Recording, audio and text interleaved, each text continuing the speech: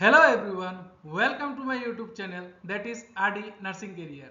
Myself Ronit Das, working as a nurse cum nursing officer GovTop India, जो कि हम लोगों का आरआरबी के नर्सिंग सुपरिटेंडेंट एंड नॉर्सेट का नर्सिंग ऑफिसर का एग्जाम होने वाला है, उसको ध्यान में रखते हुए हम लोग यहाँ पे अभी से डेली बेसिस में इंपॉर्टेंट एमसीक्यूज के ऊपर डिस्कशन करते रहेंगे, जहां से आप लोगों को एग्जाम में क्वेश्चन मिलेगा। ठीक है, इस टॉपिक के ऊपर या इस टाइप के एमसीक्यूज के जैसा आपको वहां पे क्वेश्चन मिलता रहेगा। तो मेरा वीडियो आप लोग जरूर देखिएगा और आप लोगों का फ्रेंड के साथ जरूर शेयर कीजिएगा, तब आप लोगों का फ्रेंड को भी फायदा मिलेगा, आपको भी फायदा मिलेगा और मुझे मोटिवेशन मिलेगा अच्छा टॉपिक में अच्छा और इंपॉर्टेंट एमसीक्यूज कराने के लिए। तो चलिए शुरू करते हैं। आज का हम लोगों का जो क्लास है एमसीक्यूज है वो हम लोग देख लेते हैं। आज का टॉपिक का जो पहला एमसीक्यू है वो है which of the following condition would the nurse anticipate in the neonates if the neonates maternal history of magnesium sulphate MgSO4। ठीक है, maternal sulphate MgSO4 during labour. ठीक है, MgSO4 ड्यूरिंग लेबर। ठीक है, अभी मतलब क्या हो रहा है, जिसका मदर का हिस्ट्री है मैग्नीशियम सल्फेट लेने का ड्यूरिंग लेबर, उसमें हम लोगों का क्या होता है देख लेते हैं। ऑप्शन एक है होता है tachycardia, second option respiratory depression, third hypoglycaemia and fourth is septic shock. ठीक है, अभी हम लोग देखेंगे कि मैग्नीशियम सल्फेट लेबर में क्यों यूज करते हैं। ठीक है, तो ये जो मैग्नीशियम सल्फेट है ये होता है drug of choice in severe pre eclampsia. ठीक है, मतलब ये ड्रग ऑफ चॉइस है किसका, सीवियर प्री एक्लेम्शिया का। ठीक है, यहाँ पे बीपी कितना होना पड़ता है, बीपी हम लोगों का जब 160/140 हो जाता है, तब हम लोग जब पेशेंट कोई फीमेल प्रेग्नेंट है और उसका बीपी 160/140 है, तो मतलब सीवियर प्री एक्लेम्शिया है, उस केस में हम लोगों को मैग्नीशियम सल्फेट देना पड़ता है। ठीक है, और ये drug of choice of eclampsia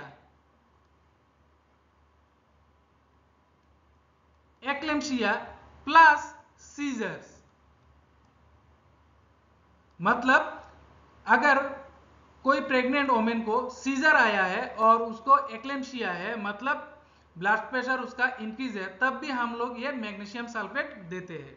और लास्ट में ये जो मैग्नीशियम सल्फेट है ये वर्क कैसे करता है, एज ए टोकोलाइटिक एजेंट। ठीक है,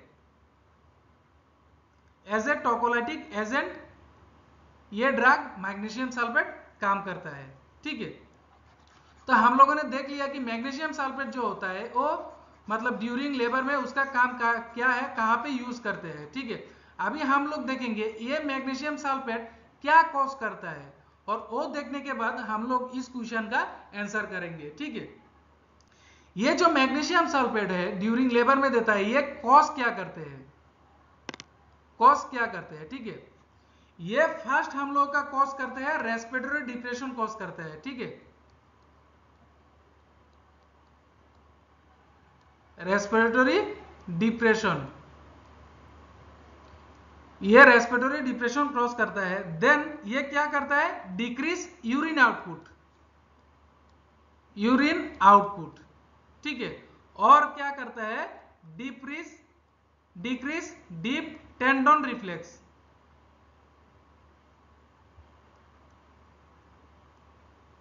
ठीक है, ये क्या कॉज करता है, respiratory depression, then decrease urine output and decrease tendon reflex.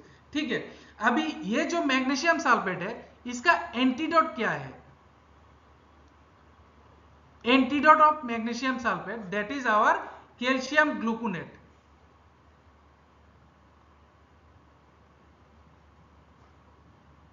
Calcium gluconate 10%। ठीक है, मतलब 10 ml हम लोग को कितना टाइम में देना है, 10 to 20 मिनट्स। ठीक है, 10 to 20 minutes under cardiac monitoring. ठीक है, ये हम लोग को देना है। ठीक है, और यहाँ पे जो बोला है ये मैग्नीशियम सल्फेट कॉज करता है आपका डिक्रीज यूरिन आउटपुट, ठीक है।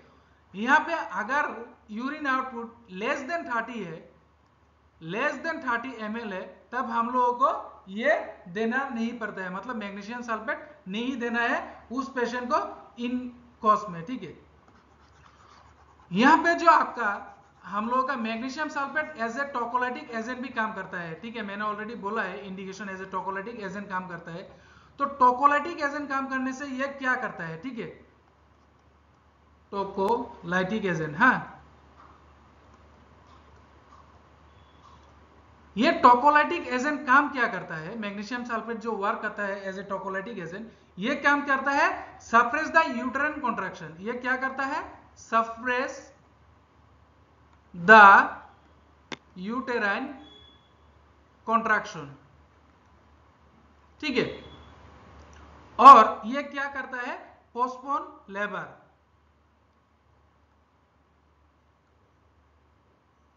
पोस्टपोन लेबर करता है, ठीक है। तो अभी मैंने ऑलरेडी बोल दिया है मैग्नीशियम सल्फेट क्या करता है, रेस्पिरेटरी डिप्रेशन करता है, डिक्रीज यूरिन आउटपुट करता है, डिक्रीज डीप टेंडन रिप्लेस करता है। तो अभी इस क्वेश्चन का आंसर होगा हम लोगों का B, that is respiratory depression, ठीक है। तो मैंने ऑलरेडी ये बोल दिया है आपका, ये हम लोग का क्या करने वाला है, ठीक है। अभी हम लोगों का नेक्स्ट जो क्वेश्चन है उसको देखेंगे, ठीक है। Which finding would the nurse most expect to find in a neonate born at 20x weeks gestation who is diagnosed with intraventricular hemorrhage, that is IVH, ठीक है। ये जो IVH जब होता है उसका क्या होता है, डिक्रीज लेवल ऑफ कॉन्शियस होता है, हाँ, डिक्रीज लेवल ऑफ कॉन्शियसनेस। जब ये इंट्रावेंट्रिकुलर हेमोरेज होता है तब उसका जो ये है कॉन्शियसनेस होता है वो डिक्रीज होता है, ठीक है। अभी हम लोग ऑप्शन देख लेते हैं, उसके बाद हम लोग डिस्कस करेंगे इसके ऊपर में, ठीक है।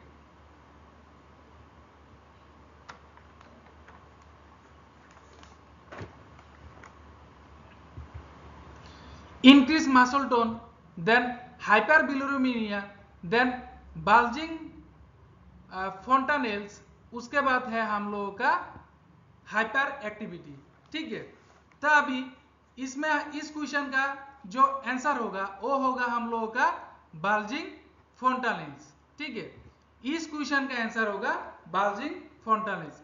जब किसी पेशेंट को बाल्जिंग फोंटानेल्स होता है, ठीक है, तब क्या होता है, उसमें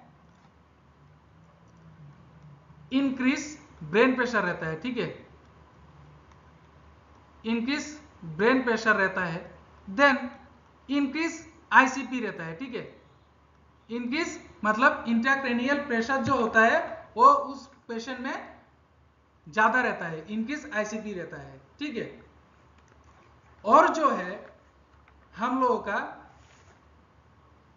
किसी पेशेंट को अगर बाल्जिंग फोंटानेल्स है तो उस पेशेंट को हम लोगों का क्या होता है, हाइड्रोसेफेलस भी होता है। हाइड्रोसेफेलस मतलब क्या है, एक्यूमुलेशन ऑफ फ्लूइड्स। उसमें और क्या होता है, शांट का मालफंक्शन होता है, शांट मालफंक्शन भी होता है, शांट मालफंक्शन। देन हम लोगों को उसको टीबीआई होने का चांसेस रहता है, टीबीआई होने का चांसेस रहता है, मतलब ट्रॉमेटिक ब्रेन इंजरी होने का चांसेस रहता है, traumatic brain injury, brain injury होने का चांसेस रहता है। ये जो बाल्जिंग फोंटानेल्स है उसका फीचर्स मतलब उसका फीचर्स क्या है, वो होता है शांकन। शांकन मतलब क्या होता है, डिहाइड्रेशन और फ्लूइड लॉस। शांकन स्किन रहता है, डिहाइड्रेशन और फ्लूइड लॉस। और ये जो बाल्जिंग फोंटानेल्स होता है वो कैसा होता है, soft and flat, that is normal, ठीक है। तो अभी इस क्वेश्चन का जो हम लोगों का आंसर है वो है बाल्जिंग फोंटानेल्स, ठीक है।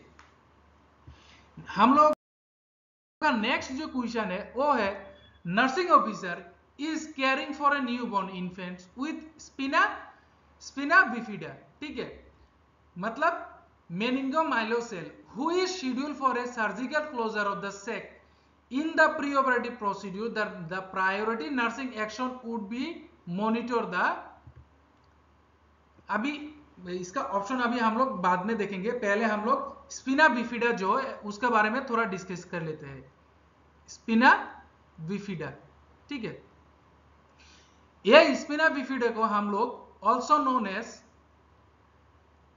एनटीडीएस मतलब न्यूरल ट्यूब डिफेक्ट्स, ठीक है। ये न्यूरल ट्यूब डिफेक्ट्स क्या होता है? न्यूरल ट्यूब डिफेक्ट्स, ये न्यूरल ट्यूब डिफेक्ट्स क्या होता है? न्यूरल ट्यूब डिफेक्ट जो होता है fusion failure of the posterior vertebral column, हाँ, fusion failure of the posterior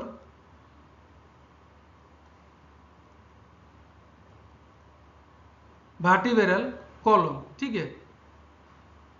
ये जो posterior fusion of failure of posterior vertebral column होता है, ये क्यों होता है? कॉज इज विटामिन डेफिशिएंसी, ठीक है। इसका कॉज क्या होता है? विटामिन डेफिशिएंसी, जो होता है हम लोगों का विटामिन V9, जिसको हम लोग बोलते हैं फोलिक एसिड, ठीक है। मतलब ये फोलिक एसिड के डेफिशिएंसी के वजह से जिस मतलब प्रेग्नेंट वुमेन को फोलिक एसिड का डेफिशिएंसी है, उस प्रेग्नेंट वुमेन का मतलब एनटीडीएस होने का चांसेस ज्यादा रहता है, ठीक है, मतलब न्यूरल सेप्टल डिफेक्ट्स होने का ज्यादा चांसेस रहता है, ठीक है। ये जो स्पिना बिफिडा होता है ये दो टाइप का होता है, ठीक है, एक होता है ओकोल्टा और एक होता है हम लोगों का सिस्टिका, ठीक है। Spina bifida occulta and spina bifida cystica. ये जो ओकोल्टा होता है ये क्या होता है? It's a hidden type of dimple, हाँ, present in the lumbar sacral region. Dimple मतलब हिडन रहता है, hidden type of dimple present in lumbo sacral reason, ठीक है। यह हम लोगों का लंबोसैक्रल रीजन में प्रेजेंट रहता है, जहां पे टक ऑफ हेयर रहता है, ठीक है। और ये जो सिस्टिका होता है इसमें क्या होता है? Sac is made in the lumbosacral region, sac is made in the lumbosacral region, ठीक है। मतलब लंबोसैक्रल रीजन में सैक प्रेजेंट रहता है, ठीक है। तो मैं इसको क्लियर कर रहा हूं, देन मैं अभी सिस्टिका के ऊपर डिस्कस कर रहा हूं। यहां पे भी हम लोग का जो सिस्टिका होता है, यहां पे क्या होता है? टू डिफरेंट टाइप होता है। एक होता है आपका मेनिंगोसेल, ठीक है, और एक होता है हम लोगों का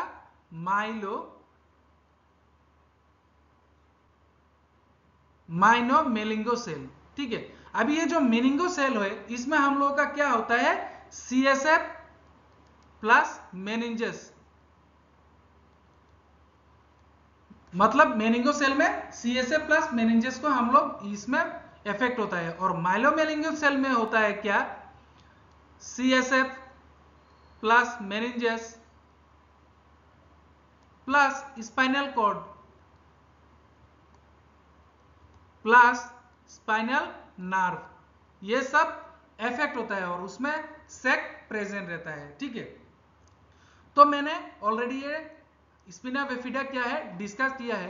अभी हम लोग देखेंगे कि यहाँ पे ऑप्शन क्या दिया हुआ है और इसका आंसर क्या होगा, ठीक है।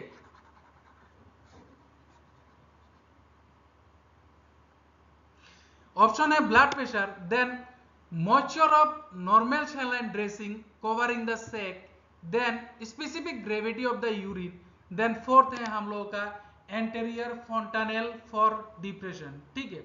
ये जो स्पेसिफिक ग्रेविटी ऑफ यूरिन ये तो होगा ही नहीं, ये कहां पे होता है? डायबिटीज इंसिपिडस में होता है।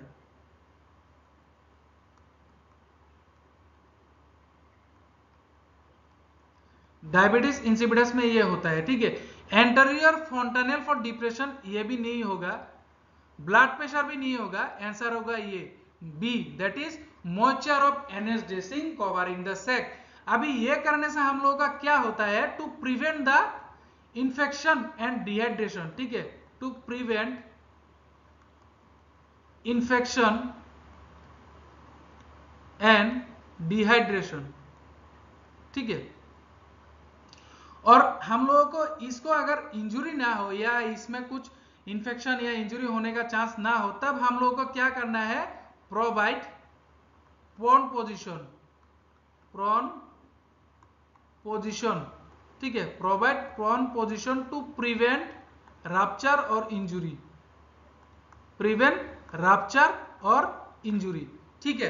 तो ये वाला क्वेश्चन हम लोगों ने अभी देख लिया है। अभी हम लोगों का नेक्स्ट क्वेश्चन को देखते हैं। नेक्स्ट जो क्वेश्चन है वो है male adult consist of how much water in the body. एक मेल एडल्ट जो है वो अपना शरीर में कितना वाटर कंटेन करता है। ऑप्शन है 55%, 60%, 80% एंड 40%, ठीक है। तो इस क्वेश्चन का आंसर करने से पहले हम लोग देख लेंगे, ठीक है, इन्फेंट जो होता है, ठीक है, इन्फेंट में हम लोगों का जो बॉडी फ्लूइड होता है वो क्या होता है, 80% एंड 20%, ठीक है। 80% होता है हम लोगों का वाटर और 20% होता है सॉलिड, ठीक है। एडल्ट में आपका कितना होता है,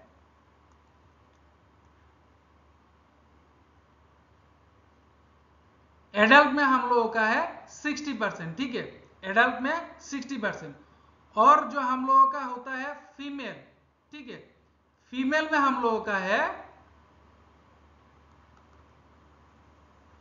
फीमेल में क्या होता है 55% एंड 45%, ठीक है, ठीक है।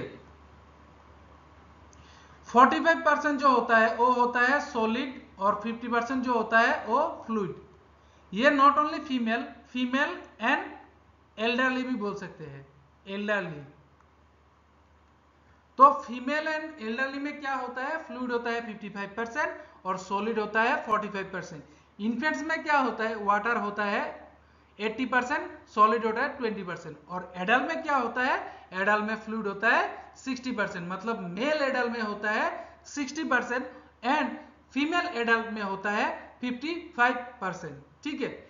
मेल एडल्ट 60%, फीमेल एडल्ट 55%, ठीक है। तो अभी हम लोगों का नेक्स्ट जो क्वेश्चन है वो है हम लोगों का major secondary cation is sodium, potassium, magnesium and calcium, ठीक है।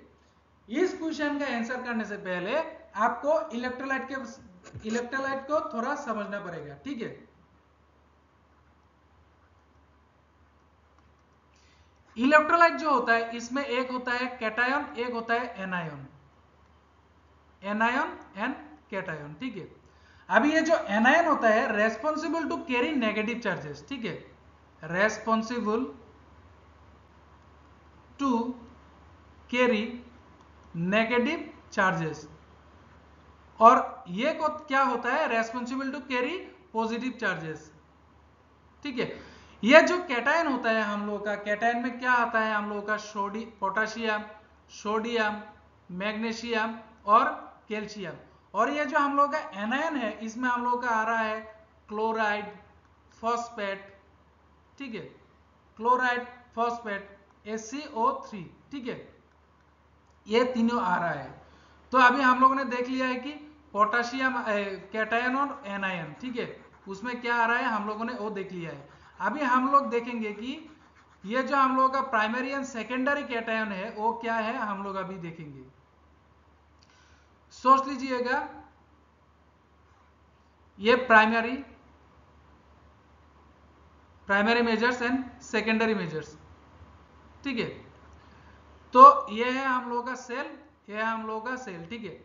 इसमें जो प्राइमरी में क्या होता है, इंट्रासेलुलर जो होता है हम लोगों का वो होता है, यहाँ पे सेल के अंदर में क्या होता है, पोटेशियम ज्यादा रहता है और यहाँ पे सोडियम बाहर में रहता है, ठीक है। और यहाँ पे मैग्नीशियम सेकेंडरी में मैग्नीशियम अंदर में रहता है और कैल्शियम जो है वो आपका बाहर में रहता है, ठीक है। अभी इसमें क्या होगा, मेजर इंट्रासेलुलर जो प्राइमरी, अगर प्राइमरी है तो उसमें मेजर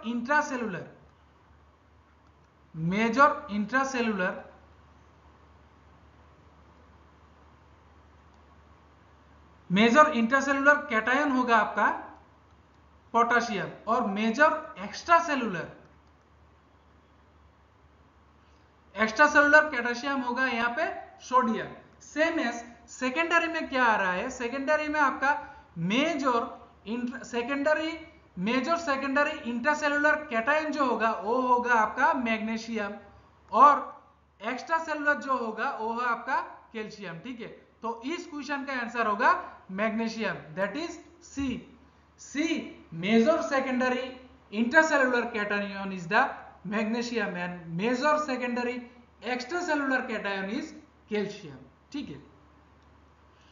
अभी हम लोगों का नेक्स्ट जो क्वेश्चन है वो है insensible water loss through lungs, ठीक है। अभी ये जो इनसेंसिबल वाटर लॉस होता है थ्रू लंग्स, इसमें मतलब क्या है, ड्यूरिंग इंस्पायरेशन एंड एक्सपायरेशन, ठीक है, ड्यूरिंग इंस्पायरेशन और एक्सपायरेशन, ठीक है। अभी हम लोग देख लेंगे कितना है हम लोगों का option, 400 to 600 ml, 600 to 800 ml, 1500 ml and 100 ml, ठीक है।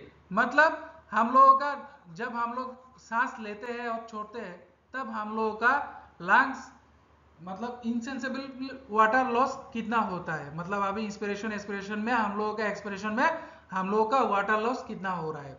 तो अभी ये जो 100 ml होता है ये होता है हम लोग का insensible water loss through stool. 1500 ml जो होता है वो होता है insensible water loss through kidney और 600 to 800 जो होता है insensible water loss through skin.